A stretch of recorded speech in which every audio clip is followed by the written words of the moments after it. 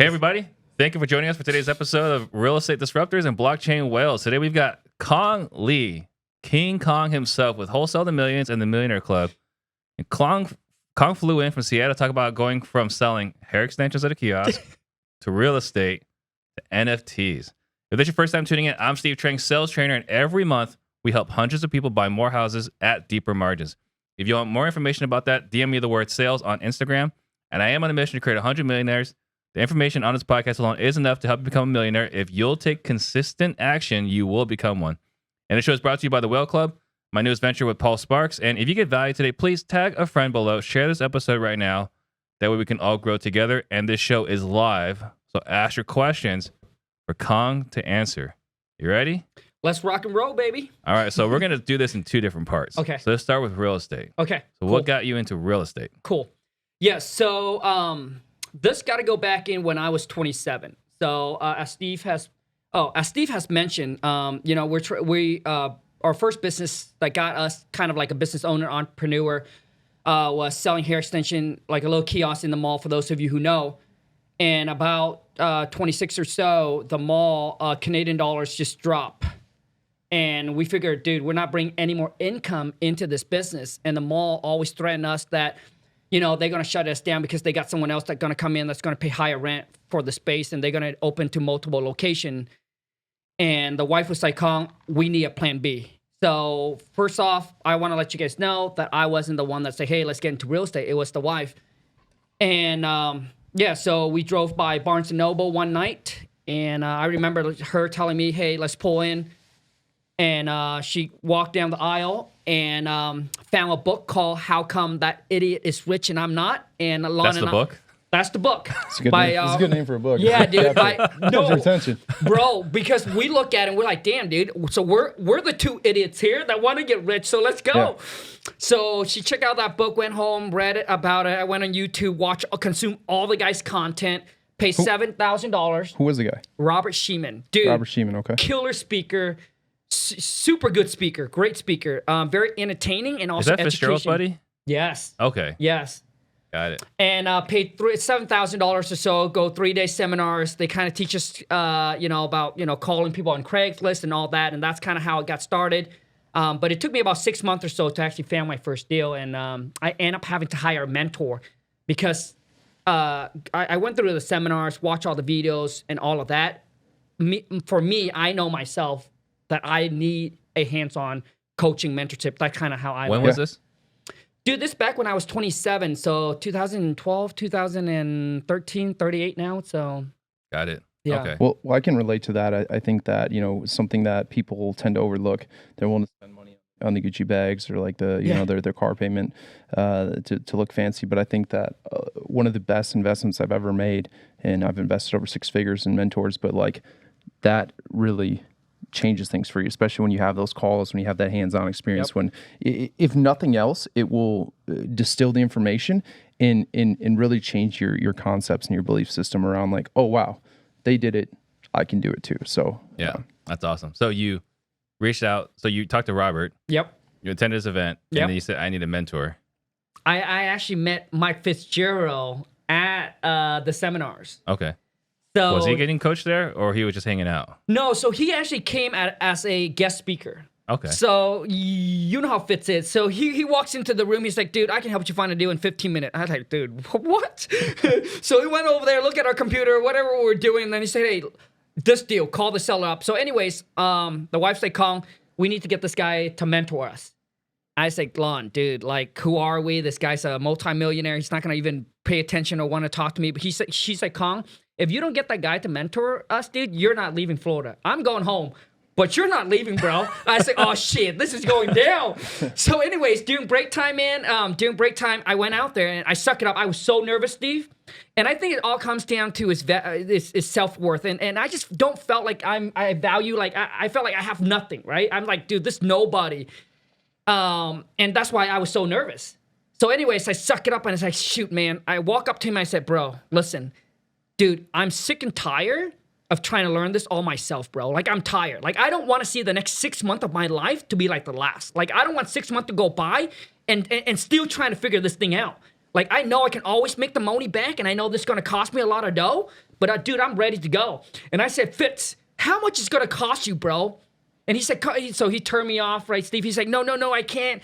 And I said, dude, give me a price because I can't go home.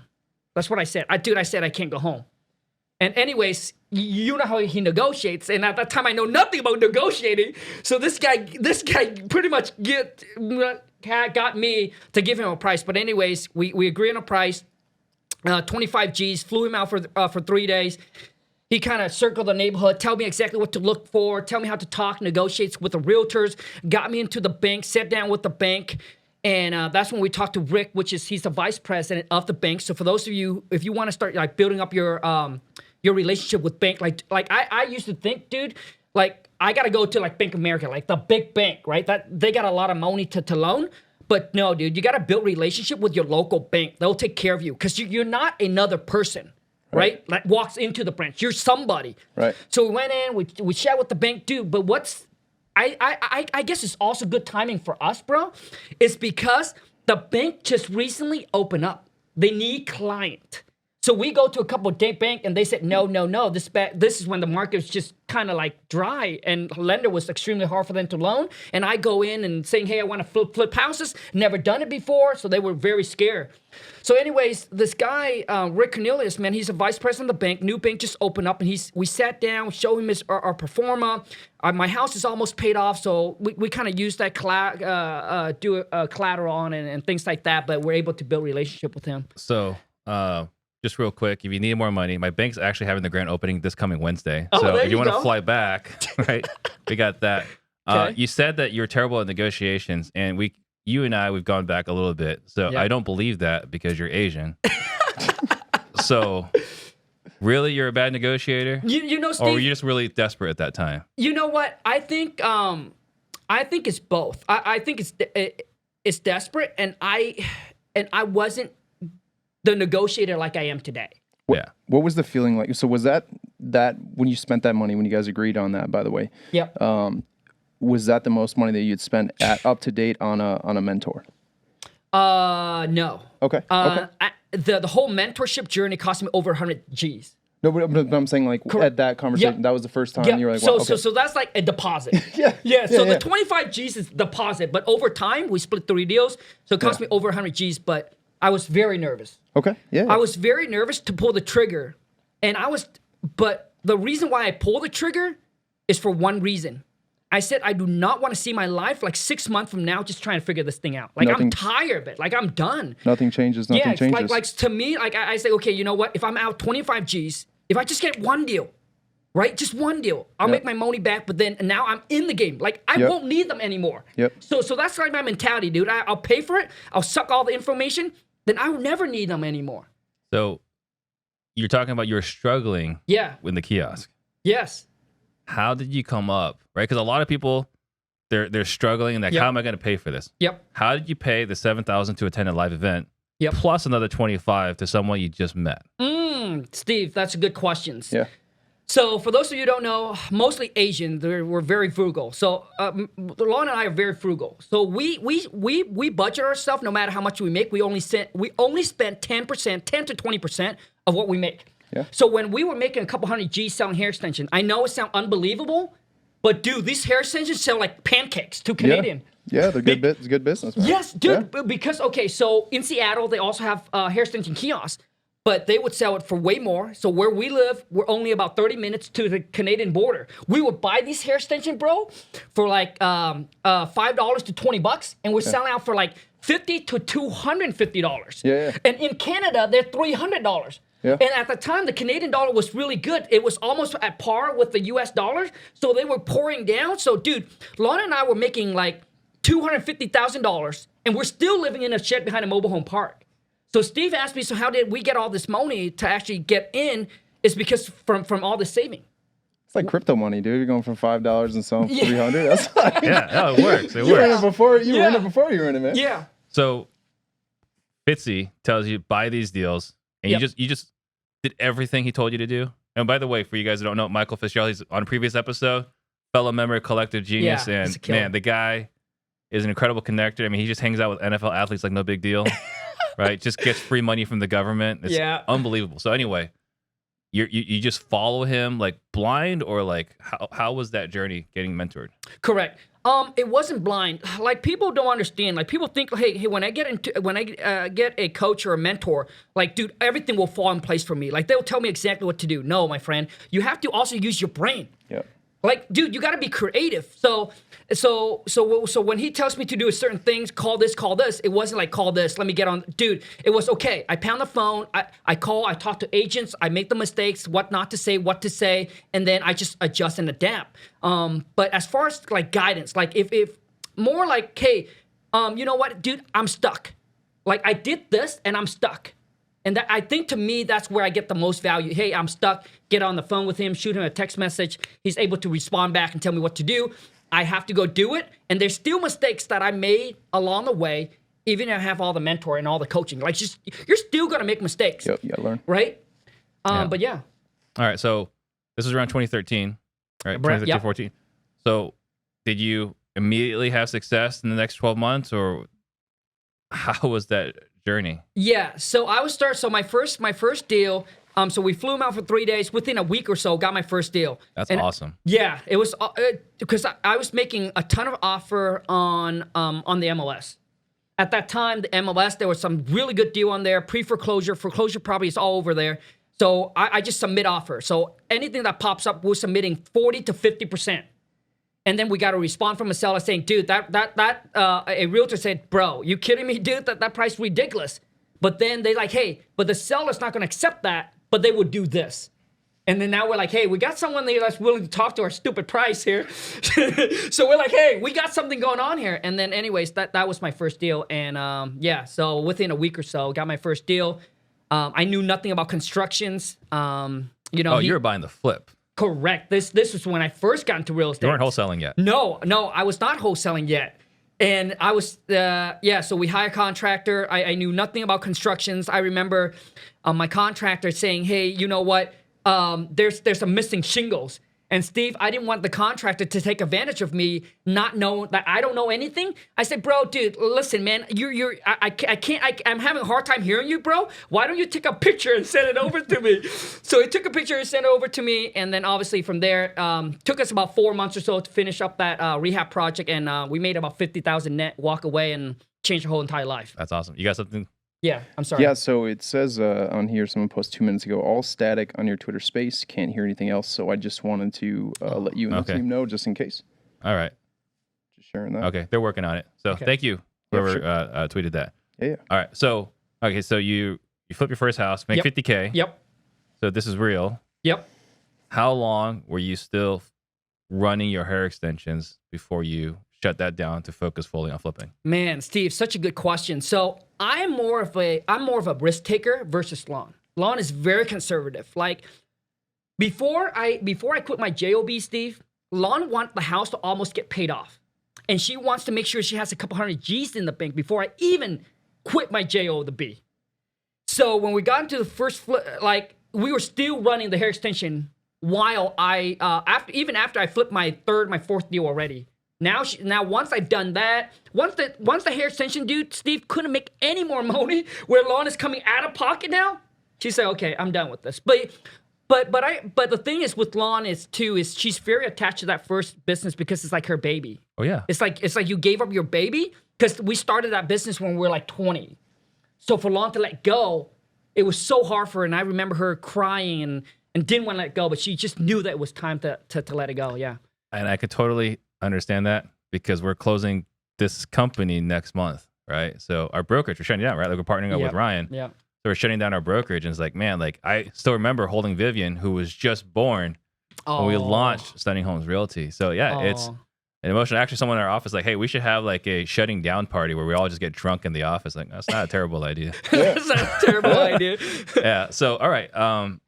So you're doing deals, you get your closing. Yep. Are these all like 40, 50K flips, or like, how was your business looking? Yeah, so my first flip went really well. Second flip did okay. And I think about 4 years or 4.5 years into the whole fix and flip game, I had about $1.5 million tied up, Steve, and I almost lost everything. I almost had to file bankrupt. It was so crazy, dude. I went, I never knew what depression is, Steve. Never knew what depression is until I put myself in that situation. And let me tell you why I felt depressed. It's because I felt like I let Lon down. Like, I didn't want to, dude, like, my whole thing was just to make her happy and get her what she wants. And I felt like, man, like, Khang, like, what do you do? And sometimes you go so fast that you tie yourself in like a ball where you don't know how to get out. And I remember, man, this is crazy. Long was in Vietnam. I have to flew back to take care of all my construction thing and 4 nights, didn't sleep. Every single time when I get on the phone with Lon, I have to act like I was happy. Right when I get off the phone, Steve, I cry myself to sleep. Every night I get down on my knees and I pray to God because I couldn't see a way out. And I just pray, and I pray hard. And something inside me said, Khang, nothing is going to solve this problem. You have to get up and do it. You have to get up and face your fear. Even you have to go bankrupt, you don't have a choice. I got up, dude, and obviously make the phone call. I just figured one thing out, and thank God. Everything just... What was the situation you were in that was so bad? I was trying to go too fast, too quick. If I was to give myself an advice to anyone that's starting out, I was trying to learn the whole business at the same time, Steve. I didn't have a system, didn't have a proper team in place. I was the one-man show, running everything, getting the deals, talking to contractor. And I didn't even know... everything, and you still went to Vietnam. Well, no. So we actually went to Vietnam. We actually took a break. And then I had to go back to finish it. It was just too much. So we kind of shut things down a little bit, went back, and then came back and did it. And I over-leveraged. I just tap out. I just couldn't leverage anymore. And the issue was I got 2 property that one of them needs to sell, but it couldn't sell because the guy that did the rehab messed the whole entire up. Did not get permit. Did not pull permit. And the basement flood. So every single time when we try to sell it, I don't know why, it rained. So the basement keep on flooding. And the inspector came out and said, sorry, like, you know, so 3 buyers back out of the deal. And that property, I was supposed to make 150 G's. And thank God, I still walk away and made about 2,000 on it. Yeah. But it was, so we need a property to sell, and the whole mess with that property needs to be resolved. But I couldn't get any more funds coming in. So it's interesting you say that was the saddest you've been, because we haven't really talked about your upbringing.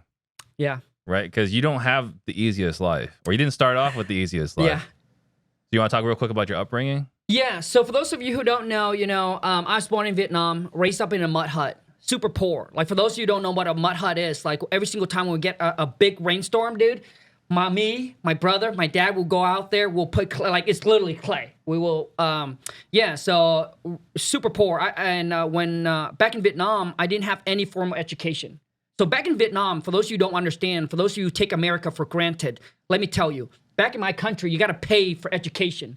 So that's why Asian parents, they're very strict. Like, if you don't pass a test, here it's no big deal. But back in my country, every test was supposed to be paid. Like, you pay for these tests, and you got to pass to graduate to the next level. Like, you don't just show up to class and then get a D and then get up to the next one. So my family couldn't afford it. So I can speak my language, but I can't read or I can't write. But I came to America at the age of 9. And obviously, just like every other Asian parents wants you to, go to college, graduated, because, they want what's good for you. Because my parents don't want to see me as a labor worker, working at a factory like them until I'm 65 or whatnot. And I dropped out of high school when I was 17. And I remember my mom cry. My dad wanted to beat me up. And at the same time, I told my mom that school is just not for me. Like, I know that I'm a guy that can work. Like, I don't care if I have to go clean toilet, but I'd rather clean toilet than go to school. So I told my mom I have the work ethic. I'm okay to work from the bottom up. And anyway, somehow I met my wife at the age of 18, and boom, I connected with her. She's the same thing, high school dropout. And I said, dude, I can't live here anymore with my mom and dad like this. So, dude, I did what most Asians that don't do. I went against everything my dad said. She's Buddha, I'm Catholic. We cooked together, moved in with her, and we moved into this little shed behind a mobile home park. I didn't see my family for a very long time, 3 to 4 years, Steve. I didn't go home and see my mom and dad. And the whole time we put our head down, we just freaking hustle and we just grind like a mad dog. No vacation, no party, no drinking. We sacrifice everything. And Law and I choose to do that. We choose to sacrifice everything just to be free. That's awesome. Yeah. So at some point, you launched Wholesale to Millions. Yes. So I don't know who this guy is. Yes. So I've got my own podcast in 2018. And everyone's like, you gotta get this WTM guy on. It's like, I don't know who the heck this guy is. I look at this guy and I see this maniac screaming at me on YouTube. And it reminded me very much of when I first heard about Gary Vee. It's like, have you seen this crazy guy has a wine show and all he does is yell at you on YouTube? Can you talk about that? Yes. Yes. So I started my whole social media back about, I would say 5 years ago. And I heard Gary Vee. I was, at this time I got my wholesaling business rocking and rolling already. We got a team of VAs. We got system. We got a team in place. I was working maybe like 1 or 2 hours a day. And I was already kind of happy with what I'm making already. And I'm going to be super honest. It's extremely hard to like scale your wholesaling business up to pass that 6-figure. There's many people that have done it, but I was already happy. And I was like, dude, what else can I do? And to be honest, wholesaling is not something I'm passionate about, but I love teaching people, Steve and Dr. Jpeg. I love teaching people. And I heard Gary Vee said, hey, you know what? Everyone should have social media, should put content, should do this. And he was telling how it will create multiple streams of income for you. Dude, there's something in me, dude. I was so excited, Steve. Couldn't wake up the next day. I woke up the next day, pick up my phone, and dude, I was battling for the drive down to the place where I was going to shoot my first social media clip, my first YouTube clip. I was like, dude, who am I? Who are you? Like, who are you to now teach people? Dude, there's Sean Terry. Like, there's all this big guru, big guy out there already. Like, who are you, man? And I was like, dude, but I was like, man, maybe there's someone out there that's just trying to get to my level. Like, they don't need to make $1 million a month, but maybe they just need to make an extra 10, 20, 30, or 100 G's a month, and they should be good. I said, Khang, just put it out there. And yeah, that's where it all started. And, for those of you, maybe you watch it, you have to turn your volume down. But so when I'm in a space, where I cannot be like if I can't let this voice go through, then it's really hard for me. It's really hard for me. So that's why when I shoot content, you guys see that I'm mostly in my car, because I don't have an fancy office space like Steve Trang here. It's actually kind of funny because I remember watching you do a video. I think it was on TikTok or Instagram, and you're at a hotel, right? Yeah. And I could see them screaming at you, yes, because you're yelling at your phone while they're all trying to sleep. Yes. Yes, this happened in Vietnam, and yes, that's true, completely true. But you bribed them, right? That's how he fixed things. I did. I did. And I tell you, man, for those of you who don't believe me, man, money talks, bullshit walks. I literally didn't say anything, bro. I went up to them. And I gave them like $10. In Vietnam, dude, $10 is what people make in a day. Like, some people work 13, 14 hours a day just to make $10. So I went up there, slipped them $10. Dude, they said, do whatever you want, bro. So I go back screaming again. Okay, so obviously had a lot of success, right? Thanks, Steve. At some point, you kind of changed your focus from actually, you know what? Before I step into that, sure. You were talking to Ryan and me, and you were very upset with us. Yes. That we were not on TikTok. What was that about? Dude, bro, I mean, I even posted on my social media. I say, dude, if you guys are an influencer, if you guys are creating content and you're not on TikTok, man, you're missing out the biggest opportunity of your life. Just because I saw what happened to me. There's no way that you would make one video and post on Instagram, Facebook, or YouTube and wake up the next day and get like 500,000 view or 1 million view. And it happens to me, and I see you and Pineda, dude. Like, you guys have the knowledge, the info, and everything, and this is like the space that you guys can really blow up. Yeah. And not seeing that you guys doing that, it's just like, dude. So I think what we're looking at, right? So you're over 3 million followers. Yes. Ryan just cracked 1 million. Yeah. Congrats, Pineda. And I'm just sitting here, just barely cracking 6 figures. So anyway, all right. So at some point you pivot though from what you focused on. Yep. To crypto. Yep. What started that? Yes. So the whole crypto thing, like I'm no crypto expert, but I do believe that crypto will be the future currency as far as in crypto will disrupt the bank like Uber, disrupt taxi like Amazon, disrupt the whole brick and mortar. I don't know when it's going to happen. So I invest about 600 G's into crypto. Wow. And it also took off where I went on TikTok and I said, hey, what crypto do you want me to buy? And those videos just took off, and now I have over 20-something different crypto. And but the one that I believe in the most that's not going to go anywhere is Bitcoin and Ethereum. Yeah. And that's where a majority of my money is in. Yep. So majority of funds are there. Yep. How are they doing? Because there's some interesting developments in the last few days. Not very good. So if you saw my post on Instagram when I asked the wifey about how she likes the crypto market right now, yes, it's I think I'm down like half. Yeah. Yeah. So all right. You decided as well to launch an NFT project, and I Yep. still remember specifically. Right? It was me, you, and Ryan. Yeah. We're having dinner for Lon's birthday. So this is the same time we had this event here. I think it was less than a year ago. Yep. We had this event out here outside my office, and we went to dinner for Lon's birthday. Mm-hmm. And you and Ryan were joking, like, man, if we just launch an NFT project, or we just launch an NFT, we're gonna make so much freaking money. Because Yeah. you guys were seeing like what like Logan Paul was making and so on. Yeah. How long from that point until you decided, you know what, I'm gonna launch my own NFT project? Man, gosh, I don't remember the exact time frame, Steve, but I think after what Gary Vee did, it really, really inspired me a lot. And what I love about NFT, dude, and for those of you who want to start one, it takes all your life. Like it's really consumed your whole entire life because you're really building a community. And that's what I love about NFT. I say, you build community, people that believe in you, invest in you, and then you're able to give back to them. Mm-hmm. Yeah. So you said it was all consuming. What is taking a majority of your time with the NFT? I think, one, obviously, when it comes to launch date, you got to figure out the whole marketing size, building the community.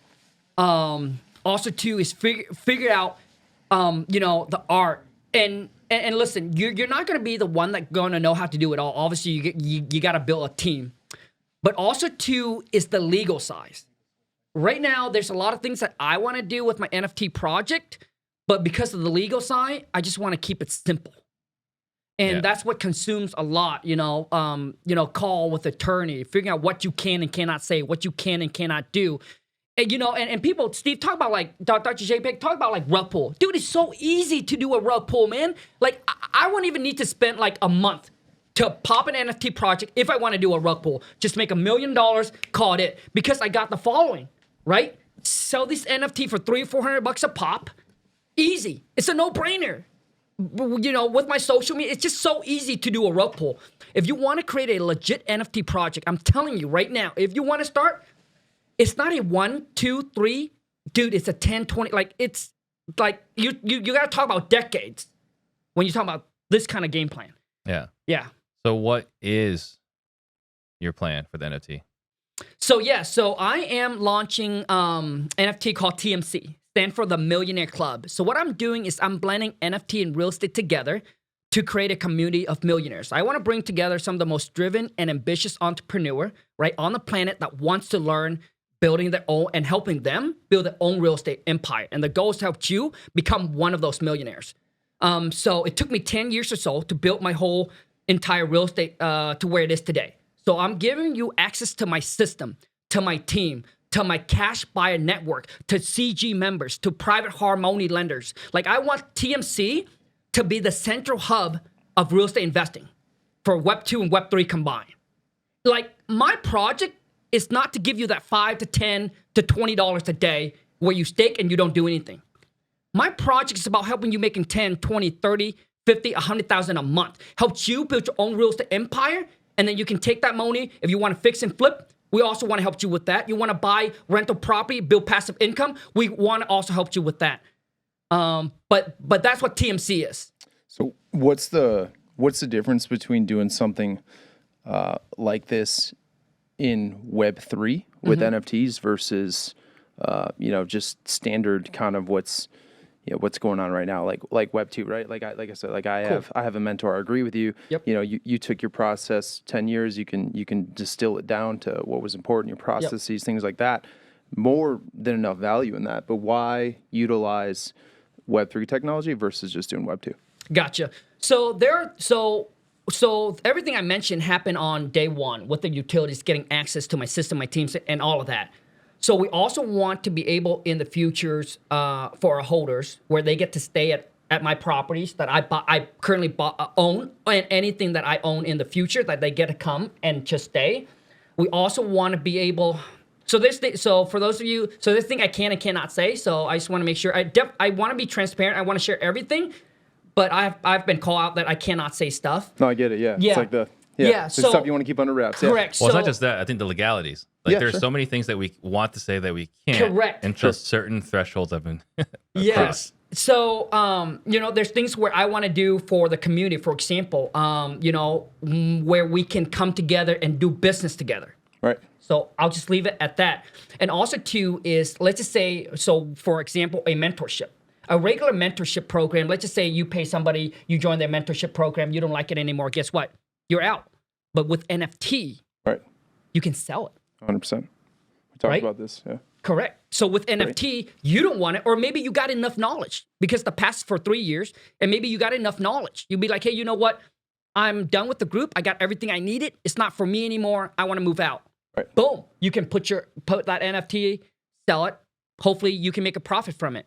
Yeah. Yep. Love it. So, as far as staying in the properties, right? 'Cause Yes. This is.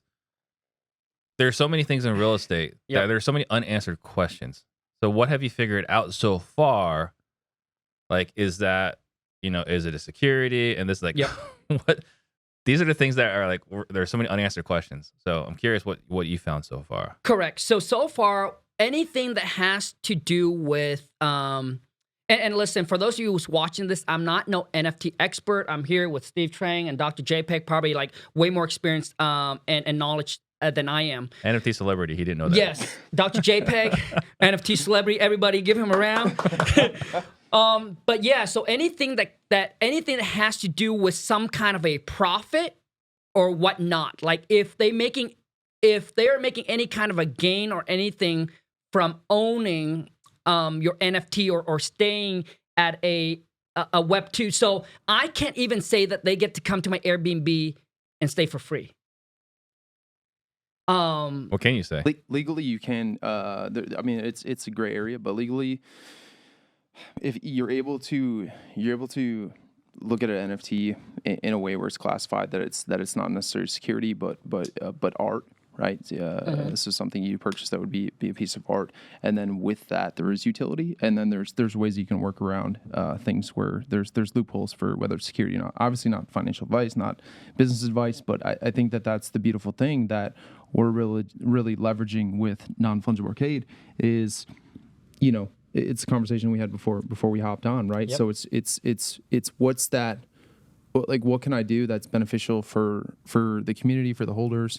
But really, avoiding that gray area as much as you can, and doing the right thing for the community, but also legally staying within certain bounds. So that's the cool thing. If you talk to an attorney or that's familiar with the space a little bit more, they'll tell you there's certain things. There's people see like ERC 721 and all these contracts, yep. And they think that is that's it, but you can actually go on and you can look at there's tons of different contracts. There's even contracts that governments can leverage and utilize where it's actually classified as soul bound information. So things like your ID, yep. Right? I can't buy your ID from you. Like that's extremely illegal. Maybe we did that back in high school, but that was a different thing. You maybe got that from your buddy's older brother. But the point I'm making is there's a lot of different ways to go about it and structure it that really creates a unique opportunity to leverage that to avoid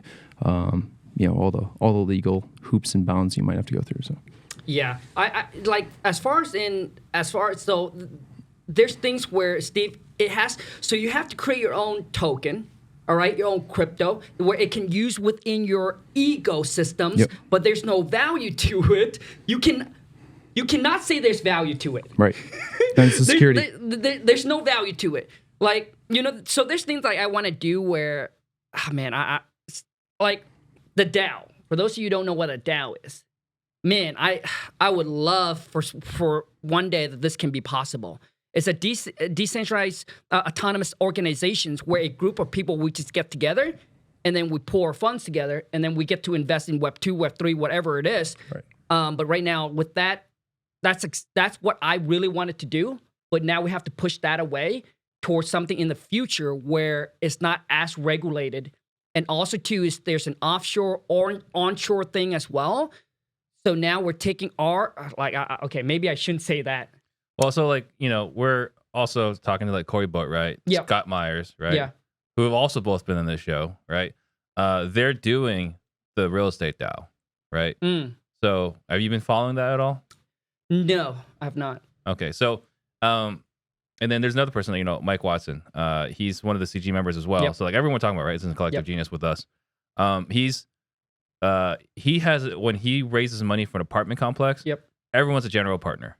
Right? It's not GPLP. Like everyone's a general partner. Okay. And I think this is potentially the way we go from going from a regular fund to an NFT fund, right? Because if everyone's a general partner, then everyone's taking risk. The thing that makes it a security is when you're a limited partner. So I'm just kind of curious to see, how much thought or how much you paid attention to that. Yeah. So for us to make this happen, this has to be done in Canada. So we talked to an attorney, which I'm going to pay him like $29,000 to actually get this done for us. So for us to do this, it's not going to be called a DAO. It's going to be called a private investment group. That's only going to be 50 people only, and it's going to be held the corporate in Canada. And that's what makes whatever the DAO is that possible, where we get together, where we pull our funds together, and then we'll be able to invest together. We have to vote together. Correct. That's the biggest thing. Correct. If you're taking notes, he paid $29K for that. So just send my man some money, give me a Venmo or please. something. Just buy one of the Just get you TMC. free game. Yeah, please. Something in the NFT TMC project. Yeah. So Dior asked the question here on Twitter. If we're not building a project currently, what would you be doing to best set yourself up for success in this bear market? If you're not a builder, what do you do right now in this bear market? Yeah, that's interesting. I've seen doom and gloom before, and I think that the best thing you can do is look for builders and teams. This is where things really shine, and you're able to see through the BS and what's really possible, right? Because down markets force innovation, right? Like necessity is the mother of invention. So I think that to use an example. I don't know if you guys are familiar with what happened with Azuki, but Azuki was a large. It's going down pretty fast. Yeah, it's a large NFT project, and it's considered a blue chip. We talked about this last time, but blue chip meaning that it's like it's one of the projects to model your project off. Well, it turns out that Cool Cats, one of the founders, knows that the guy behind Azuki, he created 3 rug pull projects, meaning that created projects and then made a bunch of money and just left their project for dead, more or less. So they found out that he was a part of Azuki, and then the community was rightfully upset. But it's interesting because you see what happened here, you guys, everyone decided they're not happy with that he was a rug puller, rightfully so. But what they did hurt the community. They let's sell off our bags, let's get out of this. And the only people that got hurt was the community. Ironically enough, the guy that they were so upset with made a bunch of money on royalties all the way down. So you sell it from mid-20s all the way down to 7. Like I understand. The right? sentiment But makes sense. If let's say Ferrari CEO gets indicted and he was doing embezzlement, you think everyone's going to go out and liquidate the Ferraris to the price of a Honda? No. They're like, yo, get that guy out of there. Let's handle this in a responsible way, because the reason is the value is not in there is value. There's, it's not in just this singular guy that's part of this project, or the CEO of this company. The value is in the product, the Ferrari, the car was I'm using. Right. So The community, the alphas, the one another. Yeah. All that got just dismissed entirely. Yeah. So they should have protested. They should have stopped all sales, all trading, said, we're not doing anything until this guy gets out, and they would have preserved their capital, would have preserved the project. But there was no value there. So, if I'm not building, I'm looking at what's valuable. I talked about my journey when I got in. Entertainment was really something I was interested in. So Theta was, they're really doing some innovative stuff. They brought on like Sony and a lot of big names. So I go to their site, I look at what they're doing. Veracity, they had a patent on really helping, fight fraudulent views to protect companies from losing marketing money. So I look for things that make actual legitimate sense instead of just hype. So I think that's where you can look and have your eureka moments. Or a year ago, we went through all this. If you look at the charts, we went through all this stuff a year ago. But lo and behold, Bored Ape Yacht Club came out, around this time last year. So it's not all doom and gloom. Like, check yourself, look at the things you have to be thankful for, look at the things that are going well in your life, maintain things outside of the markets, but like, be hopeful. Look for what's next. Look for the opportunity, because things ebb and flow. That's a guarantee, and you got to be ready. Yeah, and Dior is one of the ones I made a video about. This was like, he was talking about like a potential strategy is every quarter just selling everything you have, and starting over. And man, like everyone would have been in a good situation. Yeah, if everyone gets so.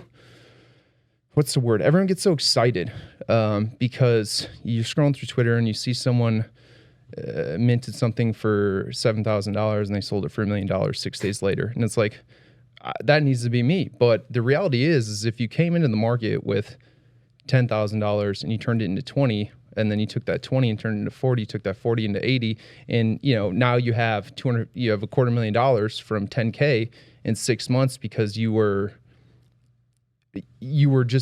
set goals and you exited because you know that you're not going to get out on top every time. You're still up in a big way, but everyone wants the next home run, and they don't realize that those are once in a lifetime scenarios. They're not repeatable on every single. Not only not repeatable, like, how do you predict which one is going to go off? You don't know. You just got to keep going along, and every once in a while you get a big payday. You can 2 to 5x every single time. You are, if you're able to 2x every single one of your investments, you'll be fine. Yeah, you can't go broke taking profits. So I think that's a big thing. But no, I if you're not investing, I think that there's a lot of opportunity. You just have to make sure that you have goals set and you're not just following what the market's doing and blindly following influencers. Yeah. So on Instagram, PV Turkia, I'm totally butchering this name, shares that Neotokia is running the show. So appreciate that. What to do? Maximo, Khang inspired me to take action in real estate. So let's go. Rule. Oh, thank you so much. Thank you. So follow question. That means everyone is KYC'd. So I don't know which part we were talking about. It was 5 minutes ago. Real estate, maybe. But is this maybe in context to yours, like looking up their background, making sure they're qualified? So are you doing a KYC on your on people that are investing in your project? You mean as far as in like TMC NFT? Yeah. Yeah, so I have an NFT project managers that takes care all of that for me, and that's AIM. And so she been taking care of all the back end and everything like that, getting everything scheduled. As for me, as far as in how much involvement I in with the project, it's like every single day I got to think of other ways, utilities, and perks that we can add to the project. Right. And when, Dr. Jpeg said, the people that are wanting to buy an NFT for $3,000 and flip it for like 100,000 or $1 million, like, that's not like my project. My project is like, I want to teach you, help you build a high income skills and be a part of a community with like-minded people. So the goal is to add so much value that you're going to diamond hand. And that's what we need. We need people who wants to come into it to want to build a real estate empire for themselves. Not the one that's like, hey, I hope that I can buy Khang's NFT for like X amount and then flip it for like, and make 10, 20K. Yeah. Is AIM the one that's making the designs? Yes. Okay. No, she actually have her own artist, and dude, that our art, dude, it's going to be done I think by the end of next week, but it took us at least a few months because we made so many changes along the way. Because I wanted to, at first it started out like we're making the art where it's somewhat of a feature of real estate, like house looking like robot kind of, but then we changed a lot, but it took a while, but I'm we still do waiting have for my one of one. That's the only reason why I'm asking. Steve, no, I actually have your one of one already. Okay. So we'll be sending that over. Here's something that we could potentially do that would be fun. Is to gamify it. Is have an NFT that would almost look like. Have you guys played The Sims? Remember that? I'm familiar with it. So The Sims is it's like you have like a virtual. It's an old PC game. It's like you can build your house and do all these things and your family. But you could have a piece of like land that was like an NFT, and it showed like this cool little like design for how it would represent your real estate holding. Nice. And then you could update the metadata so they could purchase different things that would kind of go with that. So now you have this piece of land, because everyone likes to show off what they're doing in their investments, right? But I have this piece of land and maybe I have one property, but then I'm like, well, Khang, Steve told me he has three properties on his land.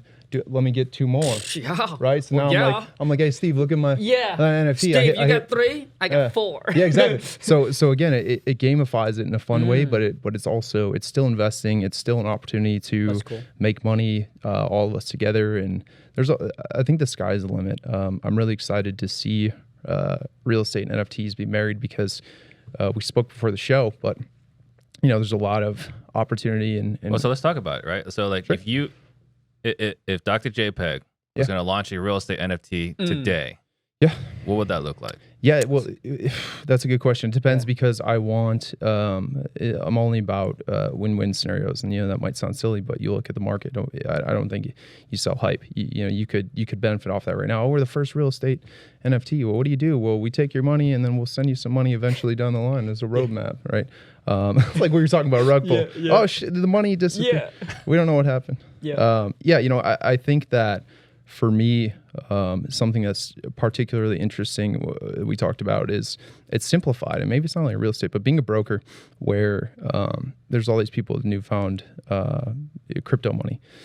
And like I said, they might be still living in their room at their parents' house or something, and they need to get out and they need to diversify. Well, I think if you had a brokerage where you have that community, and you can take Ethereum, you can figure out what coins you want to take, but I would say you can take Ethereum, and you can allow them to purchase homes with it, right? So you give me 250 Ethereum plus a 10% buffer. Well, 10% is better than 30% because you have to pay 30% taxes when you sell out to stables, and then when you move it to your bank. So you avoid that, and then also just like what people are doing in Puerto Rico, and then also where is it? There's another area, but people are able to actually buy homes with Ethereum. There's a lot of crypto people that are going there. So I think that if you can help solve the taxation issue, you can help bridge that gap where they don't, they can avoid paying that tax, convert it, and on the back side of the business, you can also you can loan out Ethereum for cash. So this is a way you could go about it, and then staking it, proof of stake. It's deflationary. I think you can earn 6% right now. So those are ways to hedge against against market conditions. Right now would be a great time to be doing that because you can get a ton of Ethereum. We're here, and the hope is that we go up. But I had no idea how bad Ethereum was doing, right? Until this morning, right, recording a video about Luna and Terra, and holy cow! Yeah, I mean, you don't lose money until you pull money out of the market, right? I have friends that have gone from $20,000 to $3,000 Bitcoin and rode it all the way back up to 60K and they're still holding their positions. Everyone that thinks Michael Saylor is a maniac because while everyone's crying about the bleeding markets, he's putting more and more money in to show his belief in Bitcoin. So Yeah, he had like a spaces earlier with like 7,000 people in there. Dang. Yeah. So I think that's one way I would do it. Another way that I would do it is, we talked a little bit about what we could do, but I think leveraging it where if you don't have the experience, you don't have the capital today, paying an amount to get an investment started, but also on top of that, learn. So being in a Discord, if I'm in a Discord with you guys every single day, and I'm able to learn about real estate, but I'm also compounding a little bit of money because I'm a part of a project that is investing in real estate in ways that you guys know how to, and maybe I don't know how to. So it's stacking on top of that, right? I'm already earning as if I was had the same knowledge as you guys, but not on that level yet. But I'm also learning at the same time. So I would do a project where it's you can kind of dip your toes in the water. Again, if it's not for you, like we were talking about, I can sell it off. I paid $5,000 for it. I can sell it for $10,000 or whatever because there's someone else that is hungry. They want to come in and they want to turn that $10,000 investment into a real estate empire. So that's the way that I would do it. I think there's a lot of other things you could do, but really gamifying it, I think, is what's going to set things apart. We all like to have fun. Like creativity is important in life, and having fun is too. So I think that people are like, you better work hard. Well, we want to enjoy it, the fruits of our labor. So I think that, again, having updated metadata and things that I'm collecting, right? Like you got your first home. I got my first home. You know what I mean? So it's like, I can speak right now. We're like just imposters, right? Like I got my UFO. Today we're minting pets. I don't even know what time. Maybe it happened already, right? I got to go mint my pets. Yeah. Right? Okay. You're excited. You're like, what is it? Yeah. And then I'm going to have my land, right? So I think only thing I ask is when you get your land in the TMC, Yes. just let me be your next door neighbor. Like whoever owns the central land or whichever one was with Snoop Dogg, right? If you're his neighbor, like you're doing pretty good. I just want to be your next door neighbor. Well, that's the interesting thing too, because now you not only are you gamifying it, making it fun, but there's the land plots in Bored Ape Yacht Club. This is imaginary land, you guys. This isn't the three of us living next door to each other in real life so we can have barbecues. This is on our computer. But in the other side, the Bored Ape Yacht Club land metaverse, they have land plots. If you're closer to the center, where people are assuming, not knowing, but assuming that the closer you are to the center, the closer you are to the yacht club. There's a difference between people on the outside are paying 3 ETH, and then on the inside they're paying up to like $1 million. That's like the outer citizens. Yeah. And the Citadel. Yeah. Right. I mean, there's you don't know what exactly we're getting, and there's also in real life, right? Like real estate downtown is just more expensive than real estate in the rural areas. Yeah. Yeah. But I think that's how I would leverage it. I definitely would add levels of gamification to it and would look at, okay, well, what's needed? There's a lot of people that, I know personally that have done really well in crypto and, potentially they could put their money somewhere else. But just hand that off, get a home. Or, also on the opposite side, flip side of the coin, there's people that don't have a lot of money yet, but they really have the ambitions and they need that help. And, that's even more exciting to me and inspiring. But So when is you? I don't want to make you commit to a Sure. date, right? Because I've noticed with NFT projects that it's like an Elon Musk update. Like eventually it'll happen. Yeah. Right. Yeah. So The Roadster. do you have? Dude, that's a killer. Yeah. I was supposed to get that this so year. Sick. Yeah. Like I got the wife signed off on the Roadster. Wow, you'll be the most badass in the street. I don't know about that, but I got the sign off, and now I don't even know when the Roadster's gonna get freaking done. Anyway, when is your project hopefully rolling out? Yeah, so this project probably took us almost like 9 or 8 months or so since the time that we're like, okay, let's rock and roll. We're planning. We were gonna launch in April. We're pushing back. Hopefully by the end of this month, we'll be able to launch it. So those of you follow me on Twitter or Discord, we'll make sure we'll keep you guys up to date. But Steve, here's something I would like you to ask Pineda. So imagine of having an event, and I think for NFT, what makes it valuable is obviously it comes down to it's exclusive. So everything that I mentioned earlier, I with Dr. Jpeg said, hey, Khang, so why would someone pay this instead of why wouldn't someone just go to the regular mentorship route and not get into, instead of buying your the whole NFT? And I think it all comes down to it's exclusive. So let's just say, I'm doing a real estate event. So like how Gary Vee, and this ideas came from Gary Vee, right? Which is VCon, right? Where he do one big event once a year for those that has an NFT to come. So I'm committed to 3 years, one big event every single year for the NFT holder to come. But what about this? And I don't know if Pineda is going to do this, but well, you know what? What if the people can't come? Well, what if 3 months before we announce, right, the date, we're going to airdrop you an event pass. So let's just say if you can't go. If you can't go, you can rent out the event pass, or you can sell the event pass on OpenSea to someone that wants to go, but you're still the original owner of the TMC NFT.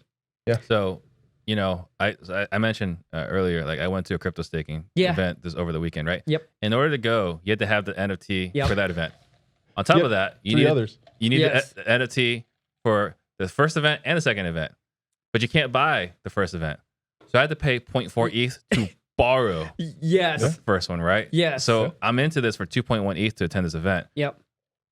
But the first one, I don't even own it. I only own the second and the third passes. So yeah, I think to your point that you could lease this. Yes. For Correct. access. Yeah. So basically, yeah. So we're gonna airdrop you an event pass. If you can't go, you can sell it or you can lease it to someone, but you're still the original owner. You still get access to whatever it is. There's a lot of things that we want to do with the project. So because of the time here, I can only share so much. For we're buying land in Decentraland and Sandbox already. Instead of telling someone, hey, you know what? Once we launch, here's a roadmap. Yep. But so our project is very community based when it comes to voting, right? So when Dr. Jpeg said about the NFT, and I really want to bring this up because I really want people to understand that I'm building this NFT as a community project. For example, I'm willing to, for the royalties, gosh, I don't even know if I can say this. So for the royalties, I'm willing to go 50-50. So 50% goes, so typically the creator gets all the royalties, but I'm willing to split 50% goes into TMT treasuries, and then we can use that money. And now what we're going to do is I want to start getting people that's already having skin in the game, that's part of the community, that, hey, if the project succeed, right, then everybody wins, which means we're going to start hiring people that's inside of the community. You get paid for whatever it is that we decide to do. So, the next thing we want to do, and that's why I'm holding off of hiring a developer to develop out the land that we bought in Decentraland and Sandbox. Why don't we hire someone inside of the community, get them paid, they know what the project is about, and if the project does good, they do good. And, beside that, we want to hire people that are maybe, hey, where we grow so much, where we need to now hire what I call them TMC pro closer. So for people that have, that get into the real estate, but they don't know how to get on the phone, don't know how to talk, don't know how to negotiate. What if they got someone that's inside of the community, they send the lead to, and that person gets on the phone because they already been qualified. That person gets paid for their time. And then the deal gets locked up in a contract, right? And boom, we sell the deals, and maybe somehow that thing gets shared within. And, and I mean, there's a lot of stuff that I really want to do, for those who invest in me and believe in the project. I really, truly want to give back and to do beyond of whatever the utilities, the perks. For example, we're about to close on 2 big wholesale deal. One of them is going to make us, I think, right around like 150, and the other one we're going to do about 100,000. What if I close on 2 big wholesale deal? I'm just saying, not promising. What if we close on 2 big deal, or we have a good month, and I say, hey, drop me your ETH address? Yeah, you can do that on Twitter. I don't know if you want to do that on in your community, but yeah. So that's just to name a few of the stuff that I would like to do. And for the Web3 components, I'm super interested in chatting with you about that. So if you'd like, I'm happy to chat about connecting with people and advising. But I really like what you're doing because it's similar to what we're doing in non-fungible arcade, because you want to create an area where people can cultivate, and by being a part of this, you cultivate a community and they're able to benefit, right? So builders in non-fungible arcade, builders can come together in a builders chat hey, I'm good at marketing. Hey, I can, build games. Hey, I can, cover the legal. Hey, and now suddenly they're all working together and they have this newfound friendship and business, and they all change their lives. So I agree with you on that. I appreciate it, bro. Thank you so much. Yeah. Thank you. We did have a question earlier. We didn't get the answer. Also Real asked, why Canada? Why Canada? Because Canada is not as regulated as the US. Really? Yes. When it comes to security. As far as I know, that's where these guys are in Neo Tokyo was recommended. So we decided we chat with him. We chatted him on the phone.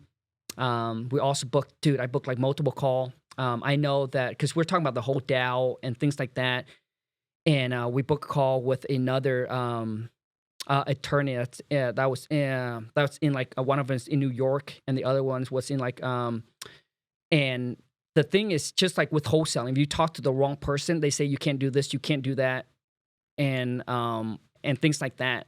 But after everything, we decided this is the route that we're gonna go. And as far as from right now, going offshore, there's many of them. There's about 3 or 4 of them that you can do that will allow you to do what you want to do. That is less regulated. That doesn't get involved in the SEC. But for me, I think we're gonna choose Canada. But I think project that is you're taking like the real estates kind of come in with Web3 will probably have to go offshore. As far as I know, as long as I'd love to hear Dr. Jpeg's thoughts on that. Yeah. Yeah. I think it's, again, to relate it back to what we talked about before the show. I'm not an attorney. This is not legal advice, but I think that similar that if I want to incorporate in Delaware, there's a website I can go to and pay someone to be the manager of that LLC, and because of that person, because of their association with the LLC, I'm legally able to be incorporated in Delaware. So I think that there's ways you can go around that, where from a legal standpoint, outside of the U.S., the laws are a lot more lenient around securities, and it's a lot more beneficial for you to have your business there from all standpoints. But I don't want to share too much. I would just say, talk to an attorney, make sure that you're you're sharing your thoughts around what you want to accomplish, and is it preserving capital from a standpoint that's more beneficial there? Is it, what are you trying to accomplish? I think if you start there and kind of work backwards, you'll be able to come up with the right place, but there is a lot of places. Yeah. So, wrapping up. Yep. What did you wish you knew? Like you jumped into this project. You said it's been 9 months you've been doing this now? 8. Yeah. Somewhere around there. What did you wish you knew before you started your project? Well, I can say this, that I think anybody that are going to start an NFT project, I do want to let you know that is definitely consuming. Like, if you want to create like, a legit project where you're really about the community, making sure everybody wins, dude, it consumes a lot, because you got to think of ideas, you got utilities, the perks, what is the holders going to get? And I think to me and then you want to give them so much, but then you can't, because NFT is so new that anything you touch, anything that like we wanted to do where the treasury, we create a DAO, everyone invest in it. And then it's going to be a voting system where we actually vote on where the money is going to go and invest, and the profit comes back. It will get split into each shareholders. The more skin you have in the game, the more percentage you get, etc. Like, not possible. So my thing is, I think you just got to understand that if you want to get into NFT and create your own NFT project, you just know that this is going to be a decade. Like, it's a 10 years plus game plan. So whatever it is that you got going on, if you're like, hey, Khang, I can't commit to 10 years, then just don't, because it is truly, because you just got to continue adding value. Because to me, Steve, it's almost like, as a creator, your NFT is like kind of like your own stocks, right? If people don't like it, they sell it, your stock crash. And guess what? Everybody else hurts. Like, your one decisions and you stop adding value to it, boom. That's why I don't like office spaces, because now you got a lot of people that are depending on you, right, to make sure that this project is valuable and continue to maintain the floor price and increase in value, over time. So yeah. So be ready to commit. Yeah, if I were to give an advice, that's what I would say. You got to be ready to commit. Like, this is a 10-year game plan plus. Yep. Yeah. Like the Jpeg? Yeah, I would say understand the reason why you want to do it. There's not everyone's going to have a eureka moment, but I was sitting around when I started Non-Fungible Arcade, and I was like, I really enjoy gaming, and I really enjoy, the income opportunities that I've had from the multiple projects that I'm in. And it was just kind of like, hey, why not do that? Because I want to create that feeling, that experience for other people. So figure out what it is you want to do, and then you need to study other projects. You ideally should have experience in business. You should ideally have experience in the market. Now I'd be like, hey, I want to turn $10 into $10 million, because that's just 100% not how it works. And then also be humble enough to realize you don't know everything, and you should be networking and looking for people that are experts at the things that you need help with. So smart contract developers, security, data, everything and anything. Like, you need to really realize that this isn't some get rich quick scheme. Like, I feel like unfortunately some people are making it look like from the outside, but it's actually a business. So. Yeah. I'm gonna make just a couple quick announcements. Sure. And then think about what's like the final thoughts you want to leave everyone with. Yeah. Guys, if you get value today, please like, subscribe, share, comment. It really helps us reach more people. And if you like what we're doing here, or if you have any suggestions, please comment below, right? Like, this is a newer format, and we want to help as many people as possible. So, if you just let us know, give us some advice. We're listening. We want to make this as best as possible for you guys. So what's some last thoughts you want to leave everyone with? Man, Steve, all I got to say, man, is that dreams don't work unless you do. And I think I think too many people now growing up, like, thinking that they want it easy. Like, it's not going to come to you easy. Like, everything, like, throughout my whole entire life, everything that I want, I got to work, I got to grind, I got to hustle for it. It never came easy. All right. So for those that even you pay for coaching, for mentorship, whatever it is, you still gotta put in the work, my friend. And it's just dedication and commitment, and just keep on going. Awesome. That's it. How can someone get a hold of you? Yeah, so if you want to follow me, you can follow me on Instagram, TikTok, Twitter, Real King Kong, and also too is on YouTube. It's just King Kong. Yeah, and if they can't find you, it's just you're potentially suspended for just a minute. Correct. I have been suspended multiple times on TikTok. So if you can't find me there you go. Just hang in there. I'll try to get the account back. He'll be back. Yeah. He's created so much content on TikTok that every once in a while they'll find something old that they don't like. And then they bet, yeah. Yeah. If someone wants to get a hold of you. Yeah. I am Dr. Jpeg _ on Twitter. That's the best place you can find me, and just sharing thoughts into closing. I think that success is figuring out how you can help others to help yourself, and realizing that the journey is, it sounds cliche, but the journey is really the important part. It's the special part. That it's not about the destination. It's about taking the steps and being in it every single day, and growing and learning from that. And I think that that's a huge part of it. So if you're looking around and you don't feel motivated, inspired by that, keep looking until you find something that you authentically feel good about. And you have good days, you have bad days. Nothing is perfect, but find what drives you and go after it. Yeah, I love it. Especially right now, there are good days and bad days, right? Yeah. It's a crazy market right now. I think that you need such an iron stomach to withstand the ups and downs of this space. Yeah, you have to have things going on that you're paying attention to, and you're grateful for, and working on, outside of staring at charts and reading people's doom and gloom posts all day. So yeah, get some fresh air. Well, Awesome. before Steve, I want to say thank you so much, Steve, Dr. Jpeg, for having me on here, man. It's such an honor to be sitting here because I know there's many idols, right? Great superstar have sat here. So, dude, truly honored. Thank you so much. Man, it's been like, I think 2 or 3 years in waiting. I was begging you to come down. I was like, I will take you to Scottsdale Fashion Square and buy you a vest. Right? And that's what it takes to get you down here. Awesome. Thank you, Steve. Thank Mr. you so Khang. much. Thank you. All right. I'll see you guys later. Jpeg, thank you so much. All right, guys. Thank you.